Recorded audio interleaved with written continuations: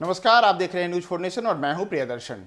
Supreme court ने promotion में आरक्षण मुद्दे पर अपना अहम निर्णय सुनाया है। सुप्रीम कोर्ट ने साफ तौर पर कहा है कि जो आरक्षण के तय प्रावधान हैं उससे अलग जाकर के प्रमोशन में आरक्षण के किसी भी नए मापदंड को स्थापित नहीं किया जा सकता है।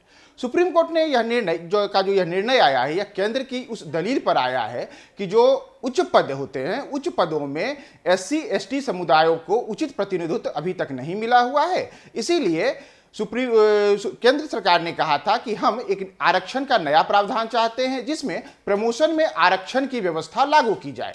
लेकिन सुप्रीम कोर्ट ने अपने पुराने जो निर्णय थे उसी पर बरकरार रखते हुए साफ तौर पर कहा है कि हम आरक्षण के किसी नए प्रावधान की ओर नहीं बढ़ सकते हैं, बल्कि अगर किसी जो आरक्षण का जो मौजूदा तरीका है, यानी जिस श्रेणी में जो पद जिस वर्ग के लिए आरक्षित है उसे ही केवल वहां पर भरा जा सकता है। ऐसा ना हो कि किसी अन्य श्रेणी के व्यक्ति को केवल इसलिए प्रमोशन में आरक्षण मिले क्योंकि उस पद पर उस श्रेणी का व्यक्ति नहीं हो। दरअसल इसे ऐसे समझिए, किसी भी सरकारी नौकरी में A, B, C और D ये 4 श्रेणी के पद होते हैं।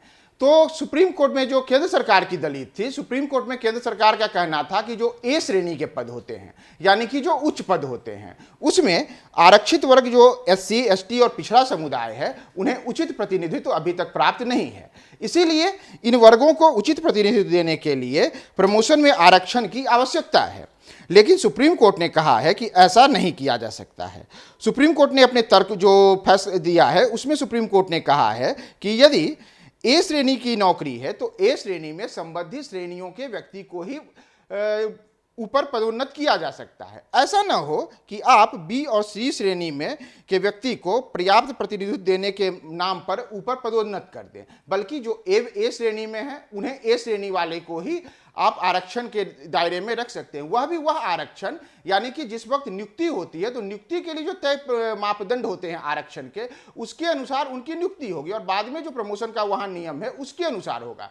ऐसा नहीं होगा कि आप B और C श्रेणी के पदों पर आसीन उस SC/ST समुदाय के लोग को उठा करके A श्रेणी में डाल देंगे, जबकि केंद्र की दलील थी कि ऐसा किया जा सकता है। केंद्र ने अपनी पुरानी जो दलील थी उसमें भी कहा था कि हम SC/ST समुदाय के सशक्तिकरण के लिए ऐसा करना चाहते हैं। केंद्र ने पिछली जो सुनवाई हुई थी उन सुनवाइयों के दौरान भी कहा था कि हम चाहते हैं कि प्रमोशन में आरक्षण का प्रावधान लागू किया जाए। लेकिन 26 अक्टूबर 2021 का जो केंद्र सुप्रीम कोर्ट का फैसला था उसमें सुप्रीम कोर्ट ने कहा था कि ऐसा कोई पैमाना नहीं बनाया जा सकता जो आरक्षण के नए मापदंडों को स्थापित करे।